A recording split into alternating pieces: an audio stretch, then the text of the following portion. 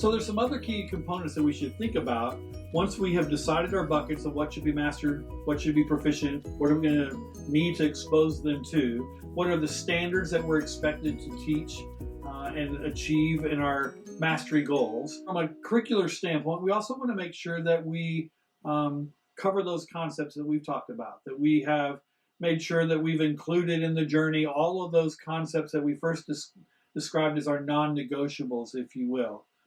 Then we need to figure out in our matrix as we develop and select our literature to achieve those goals, because that's going to be the content that we use throughout the course. We need to make sure that we consider the variety of genre that we're using.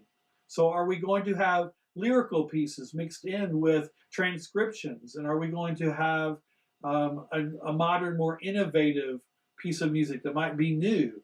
Are we going to, what genres are we exploring and making sure we get breadth in that context as we design our curriculum? Then, when you think about it on another layer, within that, we want to think about style periods, okay? So are we classically training our students in the classical period or the Baroque period or 20th century music? What about the Romantic period or contemporary literature that's brand new, that's been written in the last 5 years? So our goal is to create a course where our students are engaged and they master the skills and the standards that are defined for that level of instruction. But our goal for all of us is that we keep our students for all 3 years in middle school and all 4 years in high school.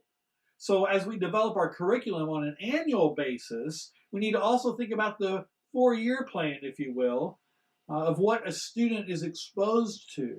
I particularly am a huge fan of Brahms, and I'm a huge fan of Granger. But if I do a Granger on every concert, or one Granger in the fall and one Granger in the spring, and I do a Brahms on the fall concert, and I do a Brahms on the spring concert after the Pops concert, and I do that every year, while Brahms and Granger are great, our students may be missing out on some other key elements.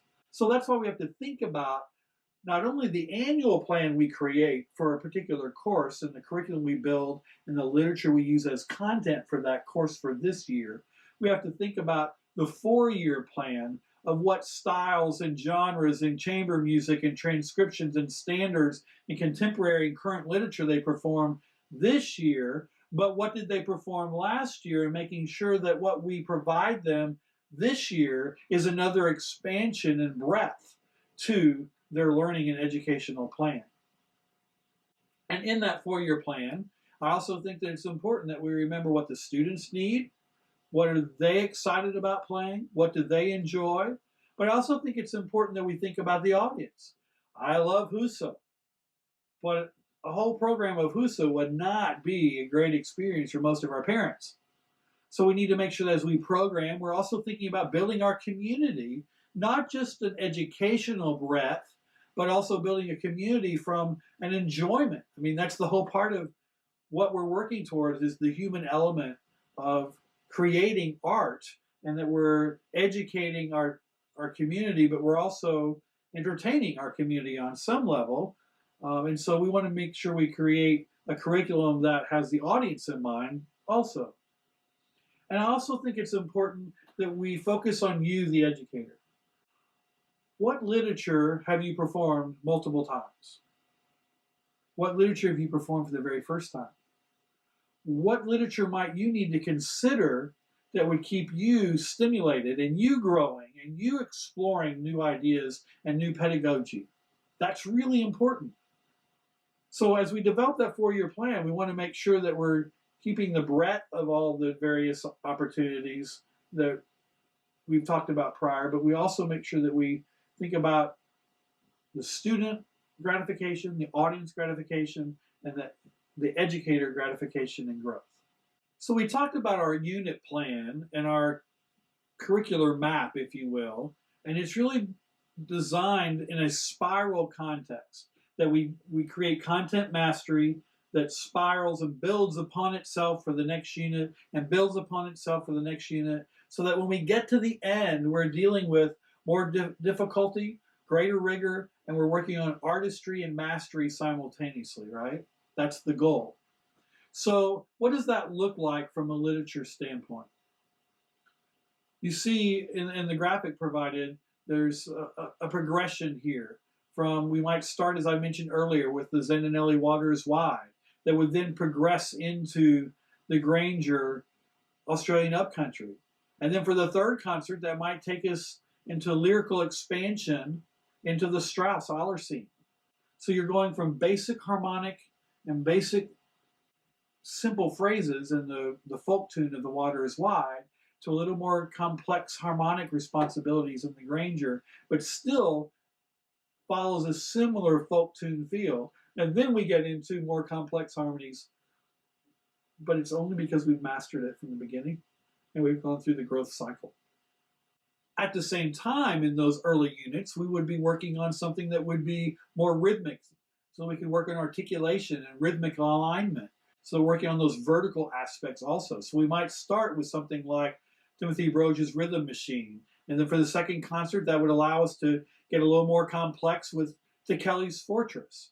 And then from there, we might go into the Persichetti Pageant, or we could go into George Washington Bridge, even beyond that in the next cycle. So again, it's that whole idea of the mathematical connection where 4 plus 4 is 8. We move to algebra, we move to calculus, we're progressing through the rigor, but only because we've mastered it at the prior level and that we're prepared and we have the fundamental foundation to be successful at the next level. These graphics also show suggestions for orchestra and for chorus as well. For orchestra, we might start the first units with Loch Lomond that would then allow us to progress and get a little more in depth with the Serenade for Strings by Washburn, that then ultimately would allow us to look at the Holst, the Brook-Green Suite. If we're looking at the chorus perspective, we might start with the great arrangement by Parker in the Be Thou My Vision and work on those lyrical progressions that would go into the Mendelssohn, that then would lead us into the Haydn Gloria. But it's still the same concept, regardless of discipline, of starting with mastery of concept and refining that and advancing the rigor progressively, that we give the students the ability to master the next level of difficulty without moving too quickly through the complexities, that they actually allow themselves to grow sequentially through a mastery concept. Now, same thing would happen in articulation style. With orchestra, we might look at the Meyer Moonlight Tango that would move us into strings, the Suite for Strings by Washburn. Likewise, with chorus, we might start with the Rudder and then move into the Desprez.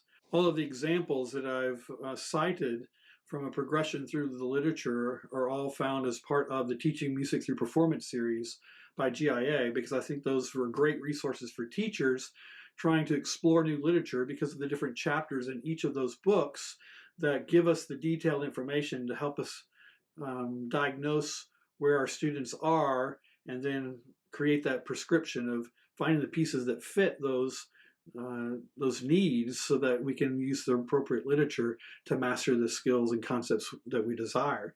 So whether it's band, choir, or orchestra, the different samples that we've looked at today in this discussion are all can be sourced and found in the Teaching Music Through Performance series.